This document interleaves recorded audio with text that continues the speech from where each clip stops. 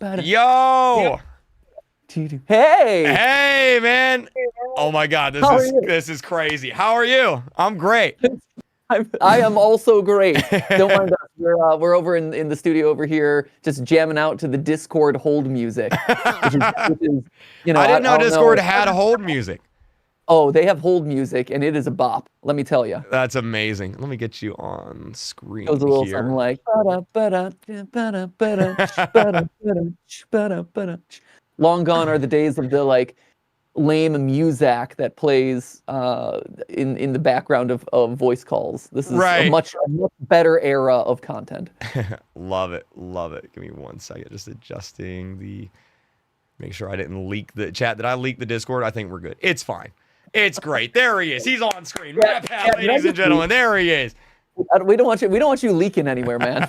I know, right? And any form of leak either. Like I feel like any form of leak is probably a bad leak. You know, whether it's personal information, obviously a big faux pas, or just like personal leakage in general is something that's best avoided. Dude, you know, as a streamer, that's like, I feel like every other day I'm just accidentally leaking something. It's like my number one fear. Like, or I just accidentally go live and it's just like I don't know. And I'm just like dancing around in my underpants or something, you know. It's scary stuff. Be careful with that. I feel like that sort of behavior could get you canceled off of the platform. Yeah. You know, especially as a Roblox YouTuber, probably not the best idea. Yeah, I mean, regardless of the content you do, I feel like that's probably something that's best avoided. But yeah, when you put it that way, you might want to be a little bit more careful about cameras in the vicinity of you dancing around in various states of undress. Yeah, certainly. I'll have a NDA everyone has to sign whenever they come into my room, just in case. Oh God, this has gone horrifically off the rails, and already we're just 30 seconds in. So I know, right? I'm so sorry. I got a question. Where did you get that couch? I love that couch. Oh, thank you. We have it in both orange and Easter egg blue. There is a small little furniture store named Contemporary Lifestyle Furniture near Manhattan Beach, California, roughly kind of where we used to live. And they just had really interesting furniture. And I found this couch that had curved arms and it's kind of like shaped like a boomerang. Like you can't tell because the camera flattens everything out, but it's actually curved. And I loved it, but it was expensive and our house didn't really have a need for that sort of thing. We already had enough furniture. But when it came time to do a brand deal for Amazon Prime, and they're like, we need a set and it has to have an orange couch because that's the color of the brand. We're like, have we got an opportunity for you? And so we were able to buy it through a brand deal that we did for Amazon, and now it lives here, and I'm so happy to have it. That's amazing. It's so iconic. Like that whole like set, backdrop, everything. It's like people see it, they know it. Oh man. We've gone through so many eras at this. I mean, I've been doing this for so long. Like Ash and I were talking, before the stream about like all the different backgrounds and eras of GT Live at this point. From just like the basic fan art wall with like a white background to the era where we had like a wood paneling in the background to the green era, the yellow era. Similar to Taylor Swift, I too have gone through many eras in my life. Does it ever make you feel old? Because like I look back at my old videos and it's just like, man, I used to be so young. He's so full of life. It makes me feel old, but not as old as my aching knees and my back problems. Oh yeah. No. But in all seriousness, it's cool to look back and see like your own personal history documented, right? In a lot of ways, and you see yourself kind of like grow and evolve as a person and as like an entertainer. And I look back at like the early GT lives where we're just kind of like fumbling through and trying to figure out how to do it, to today where it's like, oh, I'm still fumbling through and figuring out how to do it, but with different games now. So, the more things change, the more they stay the same. It's going to be like cool to be like 50 and like you just watch like your old videos when you were like 20 years old, or being able to show your kids that, it's cool. Right. We live in a really interesting time, right, where video and photos are so prevalent and able to be stored at such a high volume that our lives are more documented and better documented now than they ever have been and probably ever will be. I mean, to be fair, this technology won't go away, but I think what you're seeing in future generations or kind of like current generations that are coming up is like they're like, hey, I need to set personal boundaries. But people like me, I'm like, oh, let me memorize all this by filming everything and uploading it to the cloud and this and that. And I think, it's such a novelty for where I'm at because I didn't grow up with a lot of pictures and photos and videos of my parents. So being able to like document that for myself when I get older and Ollie when he gets older is really cool. And I think you're going to have this kind of pendulum shift back and forth as different generations are comfortable with different levels of documenting that sort of stuff. Yeah. Yeah, for sure. Yeah. Chat, he's not pre-recorded, I swear. No, They're like, he memorized all of this. It's all pre-recorded. It's true. And your timing is impeccable, to be honest. Thank you. Right? You are bouncing back at perfect time. This is very well choreographed, very well rehearsed. Oh man, well I guess we should probably hop into some Roblox. I could sit here and chat all day, but we should probably hop into some Roblox here. Let's see. It's your stream. You can do whatever. You could do whatever you want. If you want to prove to the chat that this is real, you can pull something live from the chat right now. You know what? That's a good idea. Chat, let's go with a question. Let's ask him a question right here. Spicy question. Ooh, truth or dare. Ooh. Live stream truth or dare. That could get out of hand real fast. Let's see. You know what? With it being October now, what's your favorite horror movie? Favorite horror movie? Yeah. I would say one of my top three. It's hard to come up with just overall favorite. This might be my number one, but it's the one that always pops into my head first, which is Blair Witch Project. Oh, okay.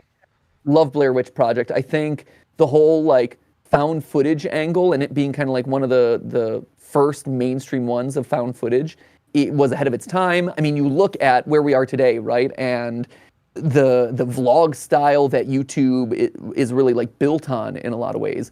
Blair Witch was like the start of that. And the way that it builds this like interpersonal connection with the characters, the way that it's so rudimentary filmed, and the fact that like it doesn't need to show you a monster to scare you. It is just tension built up and unsettling situations that are terrifying to be in.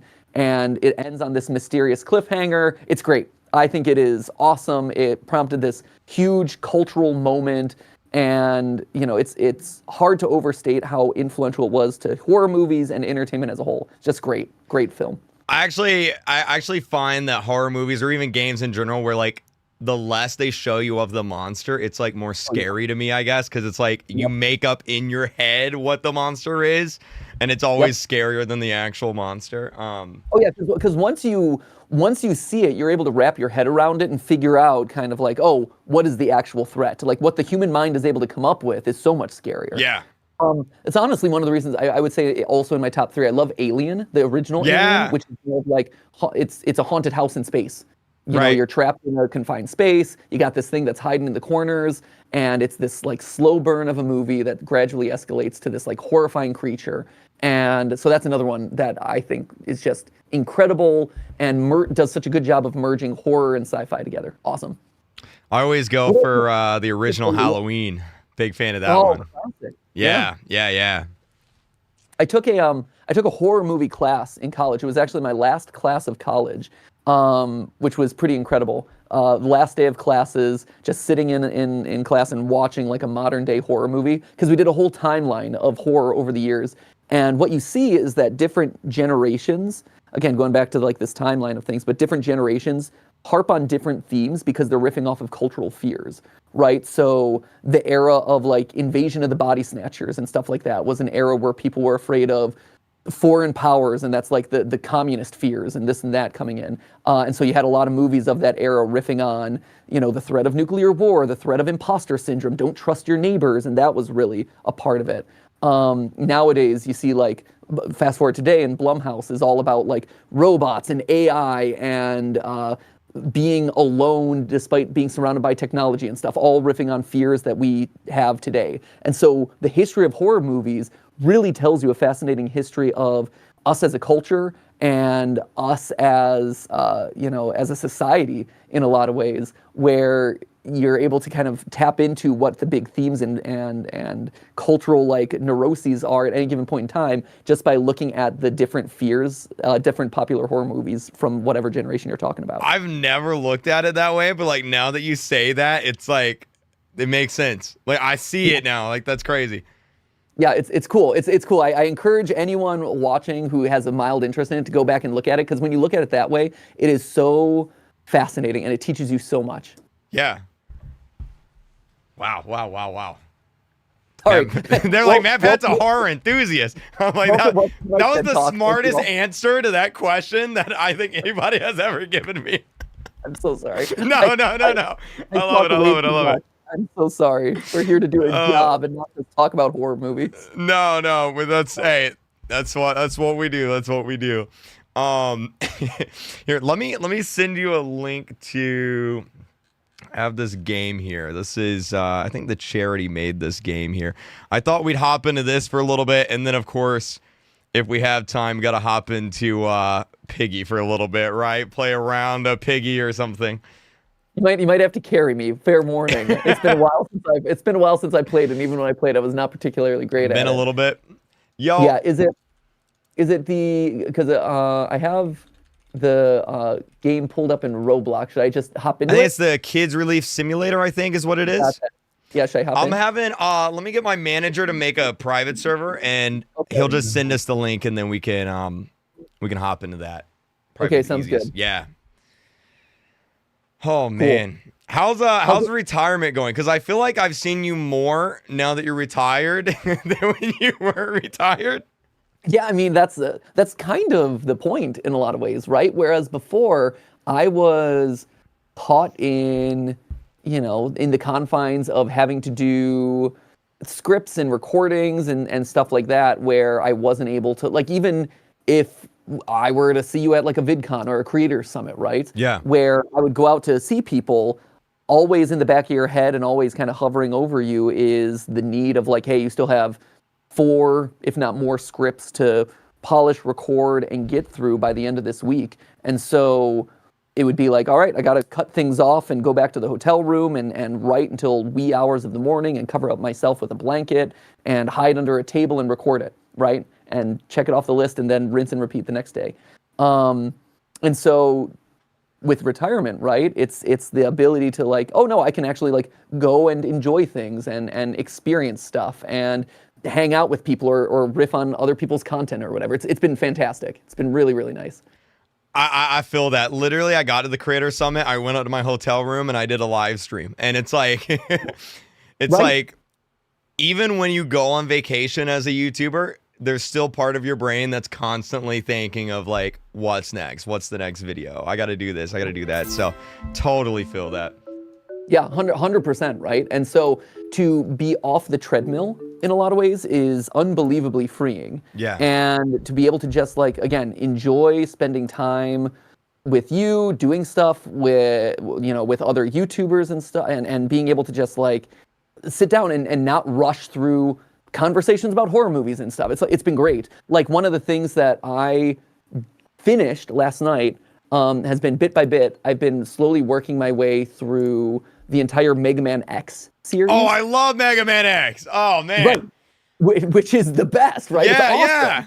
And as a kid, I only ever got to play through the first 3 because I grew up in the Super Nintendo era. I didn't have a PlayStation growing up, which is where X4 happened. And then by that point, when like some of the later games in the series came out, it was just past my prime. Isn't that when Zero dies? X4. Oh, spoiler alert! Oh wait, have you not got there yet? No. I beat the whole thing. I beat X8 last night, actually. No, so technically he dies. Spoilers to anyone listening. But he dies in, what is it? 5. Is it 5? Okay. 5 he dies, and then spoilers again. Sorry everyone. 6 he's like, I magically fixed myself off screen. It's like this. It's this completely. He's like evil, and then he's not. Yeah.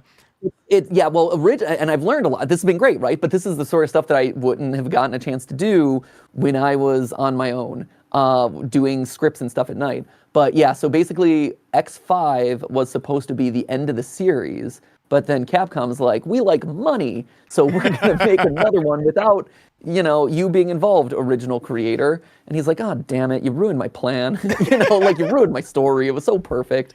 I think that's the last one I played, actually, was X5. Yeah, X5. Oh, geez, I'm getting a lot of music here. Hold Hold up, we're logging into. Oh, I see. I hear it. It's loud. Yeah. Yeah, here we're gonna. Here, let me adjust audio over on this side real quick. Can we turn down the music of? I mean, it's great music. Comic Relief, hands down, great job. Yeah, yeah. Great job on the game, but also it's very loud when I'm trying to listen to someone else and not just inundate you with a ton of audio. But yeah, no. So X5 Zero just magically, or he sacrifices himself, and it was supposed to be the conclusion of the story that reveals the true nature of Zero and X's relationship and this and that. And then X6 is like, undo all of that. We just need more money. And then X6 and 7 are literally some of the worst games I've ever played. And then X8, I just finished, is actually a great bounce back and a really nice way to end the series. And funny enough, just by pure coincidence, a fan spent the last, I think, like 4 years working on a demake version of X8. And so they literally, I think a week or two ago, just released a like demade version of this PlayStation 2 game that puts this iconic game and the final game of the series into the like the SNES style that the series was kind of best in. Oh, that's awesome.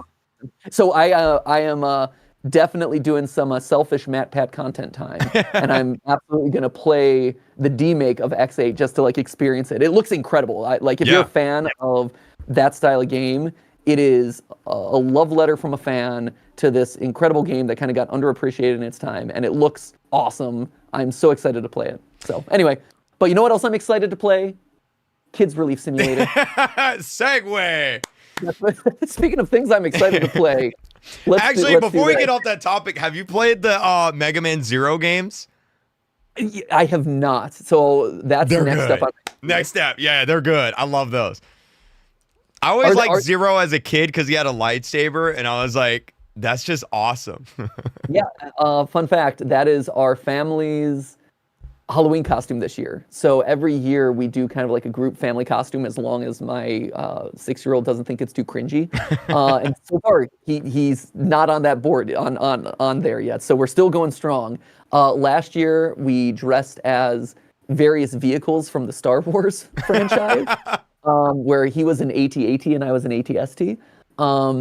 This year he chose Mega Man, actually. So I'm Mega Man. He's going to be Zero. And Steph is going to be Dr. Wily or Sigma. We haven't figured that one out yet. Whatever you do, don't let him watch Skibbity Toilet, because that'll be next year's Halloween costume.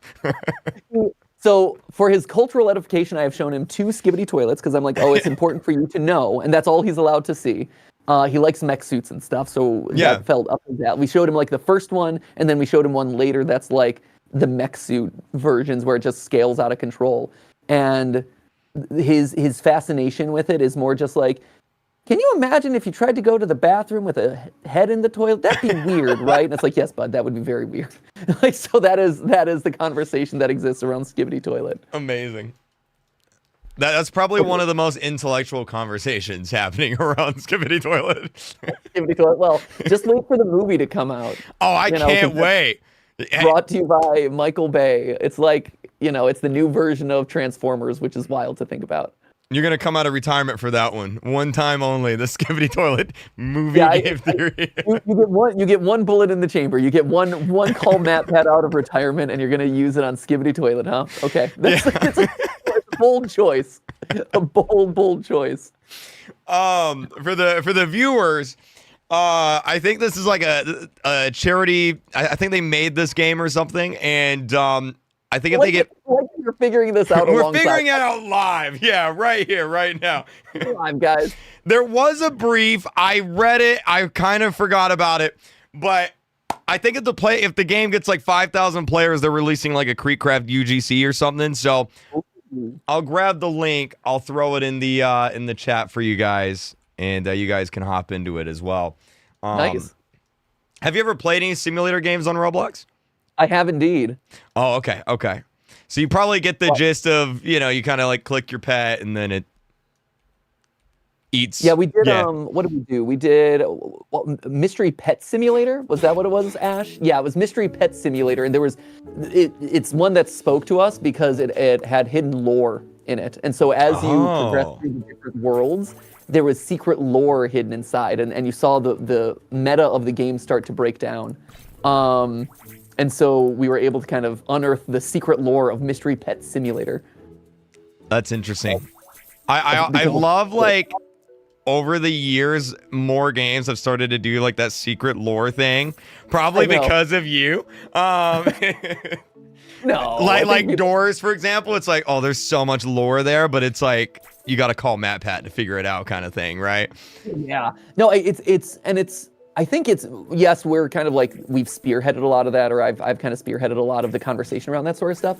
But also like in the internet age, right? People have access to communities where they can talk about stuff, where they can analyze things, where they can like solve those mysteries. So it gives them deeper levels to engage with, which is awesome. Like you can enjoy the story for its surface level, but you can also enjoy the story for the hidden stuff. Yeah. Like we just over the weekend we saw the new movie The Wild Robot. Oh, Because okay. Ollie likes robots and mech suits and things like that, and this one is an incredible movie. It's fantastic. DreamWorks has been knocking it out of the park with their films lately. Puss in Boots: Last Wish was incredible. Yeah. This one, a beautiful movie. It's fantastic. But on the way home, we were discussing what happened to human society in this movie, because they don't mention it. It's just kind of like background details. But if you read between the lines of some of the background details that you see in just brief moments, you can kind of piece together all this hidden lore in this movie that doesn't focus on it at all, but just uses it as world building. It's really, really cool. I haven't seen it yet. I gotta watch it. Like I feel like everywhere I look, like people is talking about that movie, so I feel like it's got to be good. It's pretty solid. It is. It also hits a little bit different if you happen to be a parent, because there's definitely some strong themes in there for parents. Like Steph and I both are like, oh, we feel we feel this. Right. This is going over Ollie's head. But like as the adults in the room who get what this is talking about, it's like, oh yeah, we get this. How do you feel about like obviously I'm not like a dad yet. One day it'll happen, right? It's like Sure. as a YouTuber or like kind of like that first generation of YouTubers, Yeah. it's like is your kid destined to be the next Game Theory? Like how do you like look at that, you know? It's like you have the dark crown time. now. Go ahead. Here's the thing. I think you're going to see a lot of that family business in much the same way that you see it in Hollywood, right? Where you see that like passing of the torch and hey, we work to establish ourselves in this system and you know, it becomes a family dynasty and you know, the Sheens hand it off to each Yeah. other and the Brandos and this and that. Like you have all these kind of like family dynasties handed down from generation to generation. And I think you're going to see that a lot on YouTube. You know, and we're just starting to get to an era where that is a possibility in a lot of ways. That being said, is Ollie going to be the next game theorist? You know, if he wants to do it, I think that opportunity is something that he can apply to at some point down the line. No nepotism or anything. That'll be up to, you know, Game Theory Tom or whoever happens to be host at that point. Yeah. But I also like he's not that kid, like at least right now in his life, right? He likes talking about things, he likes dissecting things, he likes looking for hidden lore with us. But he also is, I mean, more so, he's a builder, he's an engineer. He loves taking scraps of garbage that we have in the garage. That we have a pile called the interesting trash pile, and he loves just picking that apart and fusing the pieces back together to form like, this is my version of a skateboard, or I created shoes that'll let you quote unquote walk on water or whatever, like hover shoes or whatever. Like that's the sort of stuff that his brain resonates with and the way that he operates, which is really cool and definitely Yeah. not the way that either Steph or I operate. And so, you know, as long as he is happy and enjoying himself and, you know, being a decent person, we are here to support him. And if that is off YouTube, we are even more eager to support him in that endeavor. I know it feels like as a YouTuber, and I'm sure you get this too. It's like, I don't know if I kind of want to expose them to that. Like that's like, I don't know. It's become such a different world, I guess, than what it was 10, 15 years ago, you know? Yeah, no, it's funny. His version of like the biggest clout I have gotten as his dad is the time that I got to meet the channel Supercar Blondie. That is his favorite channel. It is an exotic cars channel. He just likes, going fast and Yeah. machines that look cool and stuff. And so I got to meet her at the Streamies last year, and I had to do the thing that, is kind of like a little cringy on my end, where it's like, hey, can I take a picture with you as from a kid? And she's like, yeah, no problem. But like that was the biggest clout that I ever got as a YouTuber with my kid. It isn't anything that we do or people recognizing us or stuff like that. It's like, oh no, I got to take a picture with this channel that he's a big fan of, which is pretty awesome. That's awesome. Chat, y'all want to do? I think we might hop into some Piggy now if you want to. Are you sure? Because I am devouring these acorns right now, man. I see that. These acorns are dropping. I am harvesting resources like a pro right now. You're doing incredible. Have you unlocked the second area yet? I certainly have not. He's doing incredible, chat. I mean, I could. Technically, I have enough. But, I'm just slow and steady wins the race. I'm just enjoying talking to you. But here. I know. That's how I get. That's why I love live streaming Roblox, is like, it's kind of an outlet for me to just talk. And then the game is just kind of like the background, for people to just watch while I talk or, tell stories. I don't know if you talked to your crew about it at all, but like I remember at the Creator Summit, they made that joke about how, hey, we're going to be talking in these meetings for the next hour and a half or whatever, but to make it exciting for you, here's a bunch of Subway Surfers off to the side to keep your attention. Yeah. And it worked. Everyone there was like, okay, yes, now I'm finally paying attention to what they have to say. It actually works. It's scary that it works, but it works. And everyone like reacted we're supposed to be paying attention to YouTube and their updates and this and that, and everyone like reacts when like the Subway Surfer gameplay is like, they avoided that thing and they got like an extra bonus point or whatever, and everyone's like, oh, sick move. Yeah. But yeah, if you want to hop or transition, grab this actually. You lead the way. I will just continue chipping away at sunflowers and moving on to the next area. Brandon, can you grab a Piggy server? Actually, I might have one. Oh, I'm going to get a river egg right now, and it is going to be spicy. Oh, I got an epic duckling. Oh, I got one. We're good. All right, let me grab this. Epic. That duckling, epic. All right, there we go. Get that epic duckling right here. Oh. Perfect. What's your favorite video game of all time? Oh, he's asking the spicy ones. Favorite video game of all time, I would say is I've said it for a while, and I need to like reestablish that this is the right one. But Chrono Trigger and Earthbound are my top two. Okay. I've heard of it. I have the image in my head, but I've never actually played it. Yeah, so Chrono Trigger both of them are SNES era RPGs. Mm-hmm. Back in the day where, you could play... Is it the JRPG? Yeah, so... okay. Yeah, so Chrono Trigger is the one where it's time travel, and so you go forwards and backwards through time to save the world from this alien threat named Lavos, which is really exciting. And then Earthbound is the one that stars Ness, Yeah. Oh, yeah. And that's the other one where you're a kid with just psychic abilities, and you hook up with some of your friends that you make along the way, and you do things with and you have to, again, there's an alien threat that's threatening the world, both the past and the future, and it's up to you to kind of like save the universe for that reason. But it's quirky, it's funny, you fight taxi cabs and evil street signs, and there are a few games that have made me like cry to the story, like that one and Mother 3 are just like some of the best storytelling in video games that you can get. I remember the first time I ever cried to a video game. It was The Walking Dead. When Lee dies. Spoiler alert. I remember. Yeah, I was like 10 years ago. If you haven't played at this point, but I remember I was like 12 or something, and I was just crying. My mom walked in my room because she heard me crying, and she's like, "What's wrong?" And I was trying to explain to her that the character in the video game died, and it was just like, it was very traumatic experience for me. But yeah. What yeah, I was gonna say, what's your favorite? So mine very clearly come from like the SNES era. Yeah. That's where I grew up. That's kind of like my prime gaming time. Um, but I'm curious for you, like what is the if you were to say That's what is a the best tough game? question. I It feel is. like as It's a hard. kid, I played a lot of Ocarina of Time, Sure. Wind Waker. Um, if we go a little bit older, maybe World of Warcraft, Mhm. Minecraft. Those are definitely the games I have the most time spent in, I would say. Yeah.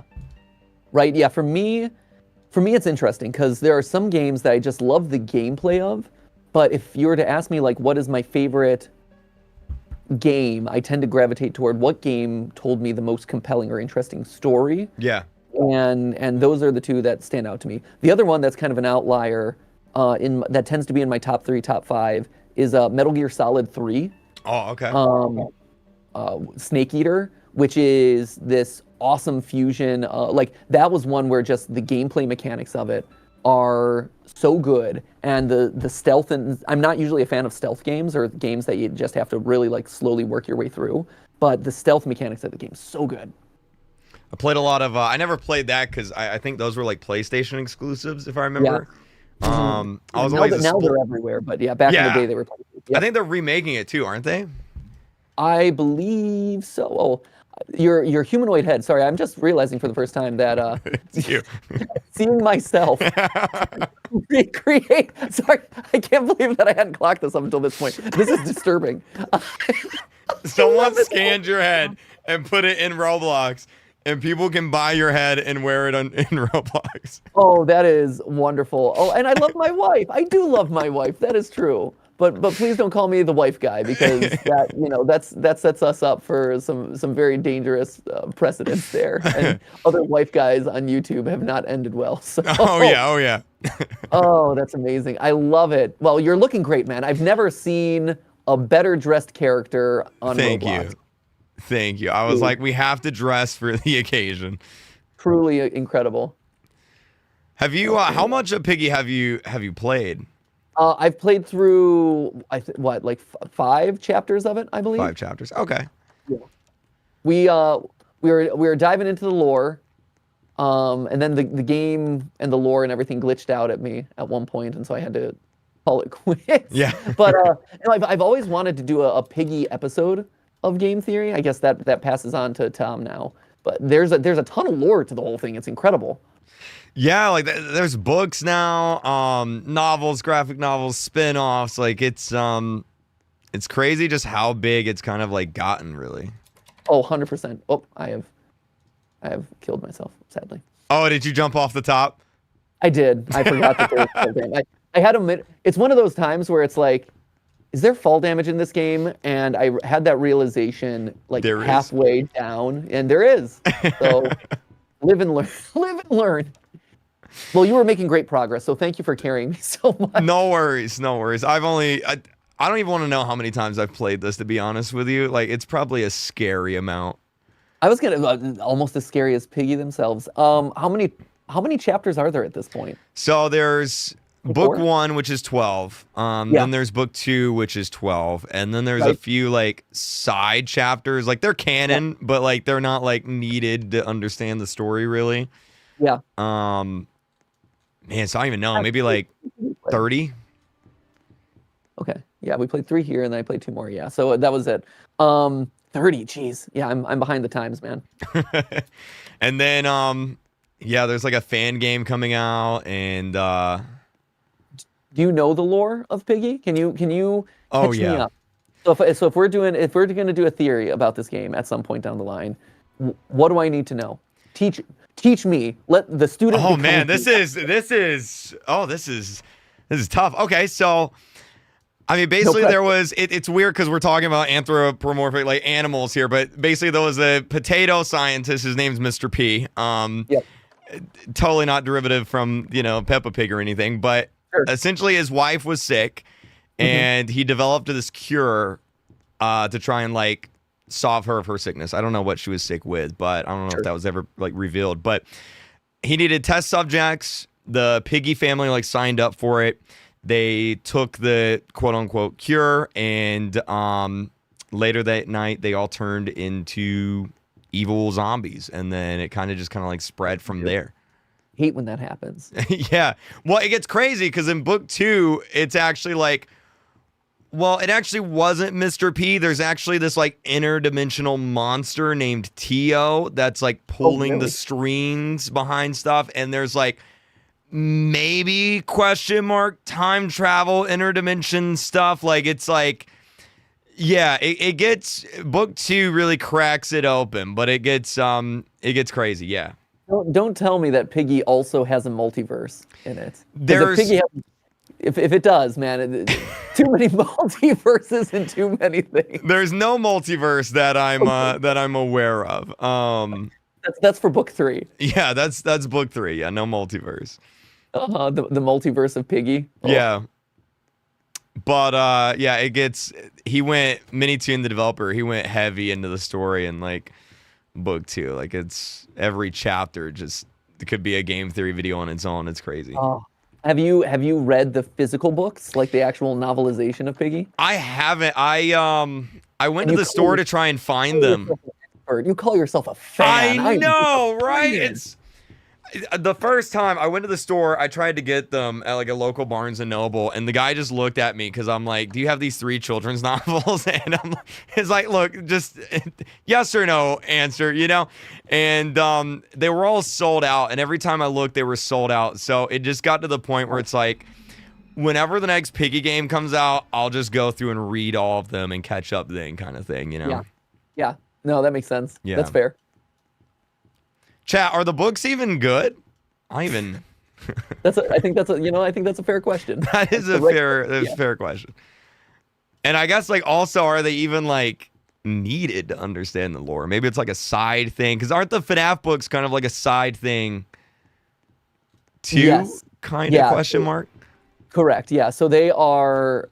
I mean, they are not canon with the games, or at least most of them are not. But they are telling similar themes or similar stories in that way. Right. So you can get clues about the main game narrative by following the books and being able to kind of like figure out things that way. Gotcha. That is actually one of the big questions in general, right? Is the canonicity of certain books and now games, right? Because Into the Pit just came out, which is based on a book. It's the first Fazbear Frights story. Like it's kind of their version of Goosebumps. Yeah. But it is a game, but it's based on a book. So now the lines have become even blurrier, where it used to be, oh, we're just riffing on similar themes. Now it's literally there are games based on books and games riffing on books, and there's a whole. It seems like it's already starting to tease that there's going to be a series of games just based on the books themselves. So a lot going on in the world of FNAF. Yeah, I was playing Into the Pit, and the chat was, because I was a little bit confused, because like, where does this fit into the storyline? The chat's like, well, this is canon to the books, not the games. And I was like, oh, so that's like a separate thing. Because I watched like an 8-hour video on all the FNAF lore a few times just so I could understand it. And then it's like, oh, there's books now. Oh, okay. Yeah, there's a lot of them too. I'm actually a little bit behind because they're starting to release choose your own adventure game or choose your own adventure books. Yeah. Which are actually pretty good. I read the kind of first demo book. They did kind of like a shorter version, and then one that is longer, like a full novelization, which is also really good. So it's this cool new era of choose your own adventure books that have a lot of lore details hidden inside of them. So highly recommend those, but I'm a little bit behind. I still have to finish the full novelization, like the long one. And there's another one coming up in December, I think is the next one. So there's a lot. How many books are there? There's like a lot. There's way too many books. There is I think there's 12 Fazbear Frights books, another 12, maybe 10 Tales from the Pizzaplex books. There's the original 3 novelizations. There is the security logbook, which had a lot of lore reveals. I am Piggy. You're the Piggy. I'm so sorry. I sadly can't all. I can touch players to catch them though. So I can use your traps to stun players. I've been selected. Okay. But I want you to succeed. I don't want you to lose. Well, Chat, let's make a bet right now. Type 1 if you think he's gonna kill me. Type 2 if you think I'm gonna escape. So I should try my hardest, huh? It's been a little bit since I've played. I'm a little rusty, but Okay. I'll make it a little bit exciting then. I should be. Watch me die immediately. Oh, there's a lot of ones in the chat. Uh-oh. Uh-oh. Do. There you go. I can't smack that beautiful face with a stick. I know, right? It's just That would be brutal. your own face staring back at you. Right? That's the best defense mechanism you got. Right there. It's like I can't do that to myself. But yeah, there's at least what? Coming close, if not already there, like 30 books, FNAF books. And I have definitely read pretty much all of them. That's insane. I think there's maybe one or two that I've either skipped like an individual story on or quickly skimmed or things like that. But yeah, no, for the most part, I have consumed every piece of media from that franchise over the years. I reckon there's Bendy and the Ink Machine books that have to be read. Yeah. The Hello Neighbor, Tom, the new host of Game Theory, he's read all the Hello Neighbor books, which kudos to him. I could not bring myself to do, so he's succeeded there. I've got it. Ooh, close. Close. I didn't know Hello Neighbor had books. Yeah, most people don't. It has, not only does it have books, it has a lot of books. It has more than you would expect, and more than you would think for that franchise. Yeah, I remember I played the game and like, you know, it was all right. I had fun with it, but I don't think I've even played the second game. Well, I was gonna say that's the other thing too, is that's another series where the number of games that have been released for that series, crazy number. Hey, oh, so sorry. That wasn't me. Don't worry about it. Had to do it to him. Who was that? that was an ability. So there's abilities, and that was like you can throw like a copy out to like trick the piggy into thinking it's you. Oh my gosh! And it worked. It worked. It actually worked. Yeah, you tricked that piggy. But yeah, no, there's so many Hello Neighbor games, like their Hello Neighbor Hide and Seek, Secret Neighbor, which is basically like their Oh, like, yeah. prop hunt. And there's so many different things. It's crazy. Ooh, uh-oh. I'm following. As Piggy, you can actually go in the little sewage right there. Yeah. I just like following you around. It's nice. taking a tour of the facility here. It's exciting. There we go. Oh man, he's gone. Vanishes into the night. Acid. Sorry, my bad, chat. Acid. The water. You know, Like, actually, it's not water. sewage. It's acid. Excuse me, but actually, I appreciate their attention. Oh! Wow, this is intense. Oh, he didn't fall for it that time. I Didn't did work fall that for it. time. I see you. Close that door right there. There you go. Well played. Well played. Chat, what other questions y'all got for Mr. Matpat while he's here?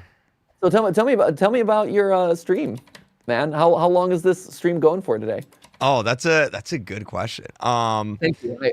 I'm known for asking good questions.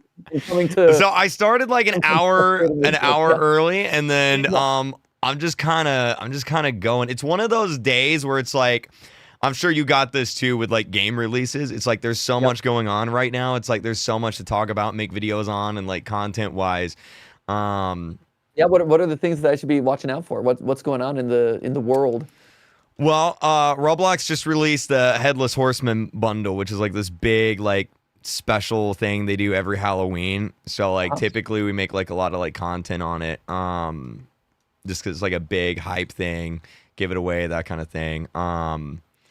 There's a lot of like big updates coming out, a lot of Halloween stuff. Halloween's always like a big thing for updates. So that's always like big. Yeah, everyone just loves all the Halloween updates. I got a few more Doors stuff. Floor 2 finally came out for Doors. Yeah. So we started Floor 2. It is hard. It's good. It's hard though. Yeah. It is great. Yeah, between that and Pressure, man. Those are both. Oh super yeah, solid. Pressure. That game's good. I played through it a few times. It's good. Right? They're awesome. But yeah, Floor 2 is really hard, and also just like it's much slower. Like it's much longer. Yeah. Which means that when you lose, you got a lot of ground to retread. That grind is pretty long. I think I can beat the first floor in like 20 minutes. Floor 2 takes like 40, 50. It's pretty wild. That's a lot. Chat, where's the green key? Am I blind? Oh, there it is. It's literally right there next to the door. Oh man. 2 years ago, I could have played this blindfolded. That's where we are. Oh. He didn't fall for it that time either, chat. Get out of here. Murder drones. Have you seen murder drones? Oh, he got me. Speaking of murder, hey-o, got myself. I win. I killed the guy who loves his wife. Yeah, murder drones, absolutely. Oh, the team over at Glitch, they're incredible. Yeah. They're awesome. Oh, yeah, I forget. Yeah, I think I actually watched a game theory on that. Because I watched it, I was like, I don't understand any of this. What do I do? And they're like, Matpat. I'm like, yep, that's it. Pull up the video. Yeah. No, it's awesome. Yeah, Murder Drones, super solid. I know they're coming up with the new Digital Circus episodes coming up in like a week or two at this point, like mid-October. Which is I think it's next week or something. Yeah, I got to talk to them for a while at Vid Summit. Because Steph and I were speakers at Vid Summit, and they were also doing a couple things there. And man, they're such a cool crew. They're so sweet. They have some really cool things up their sleeves. We were talking to them about some of the things that they're talking about in like the gaming sphere, some of the ideas that they have that they're hoping to kind of like push out to the world, inspired by Murder Drones and Digital Circus. And we're like, oh, those are awesome. Those are gonna hit hard, which is really hype. So keep an eye out for them for sure. Yeah, I'm so happy to like see them succeed. Just like watching, like Digital Circus came out, it just blew up. But yeah, they seem like really nice people. Carl said like he works with them a lot, and Carl Jacobs, and says they're like super nice and happy for him. It's very, very cool. Right. It's any time you get to see other people in the space succeed and get that level of attention and success, it's awesome. It's a huge win for everyone. And so but we always say like all ships rise. And so that's always the goal for us, all ships rise. Yeah. Yeah, chat, Netflix is coming to Netflix. Right? Yeah, it's which is cool. Like it seems like it's an interesting deal too, where they're still able to release everything on YouTube, but it just like also premieres on Netflix, which is just wild. I think it's first on YouTube and then like a few days later or something on Netflix, something like that. Yeah, it's pretty wild. I've never seen a deal like that before, so it's cool to see. Yeah, and it's good for them to kind of like negotiate to make that happen. Yeah, 100%. Well, I don't want to like keep you past time. Yeah. Should we say some things about the charity? Yeah, let's do that. Let me actually pull this link up here. So, yeah, chat, like I said, I'll be matching all the super chats and donos too. I'll throw that in here in a second at the wrap up. But there's a link at the top of the chat. You can click that. It'll take you straight to the donation page. If you donate $10, you get put in a raffle for some SpongeBob merch automatically from the charity. And I was gonna wear it, but mine didn't get here in time. I was gonna say, is there any Creek merch thrown into that? We got to get that for next time. Get that one. Okay, I was gonna say, like I feel like that's just SpongeBob, great. I support that 100%. But the merch I want is that Creek Craft merch. Just saying. Speaking of merch, your jacket, I unironically wear that so much. Like it's so nice. I love it. Right? It's a good jacket. I mean, we worked hard to make it. We just released like it in all the different colors. We have a black version, a yellow, a blue. Yeah, totally. My credit card right after the stream, there it is. They're selling out. I don't know how much supply we got left, but since I know you, we'll make sure we get you the hookup. Thank you. I will definitely wear that. But yeah, link at the top of the chat.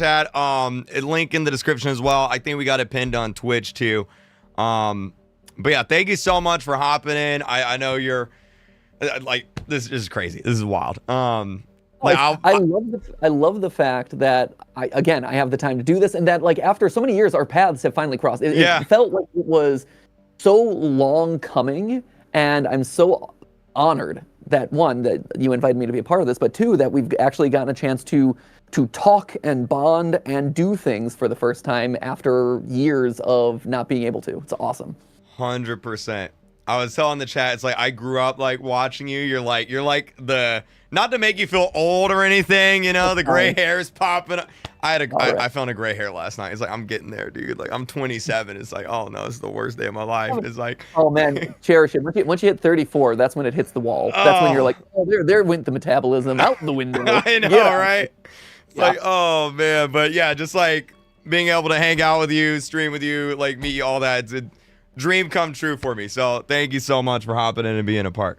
Oh my gosh, anytime, seriously. Like whether it's for charity or just for hanging out and having a good time, would love to do it with you, man. Seriously. Maybe next Piggy game, next Piggy release, I'll hit you up and we'll do something. Bring me in. I'll make sure I read up on the books before that. Yeah, I'll send over a summary or something if you need it. Okay, sounds good. I'll read all the books and send it over. But that sounds good. But yeah, thank you so much, man. Have a good day, and thanks for hopping in.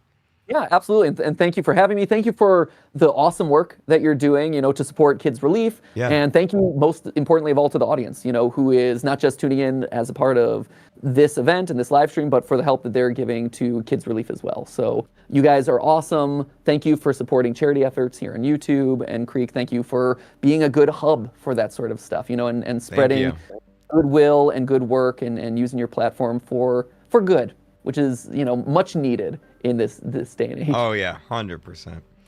Well, thank you very much, man. Talk to you all later. See ya. All right, see you, dude.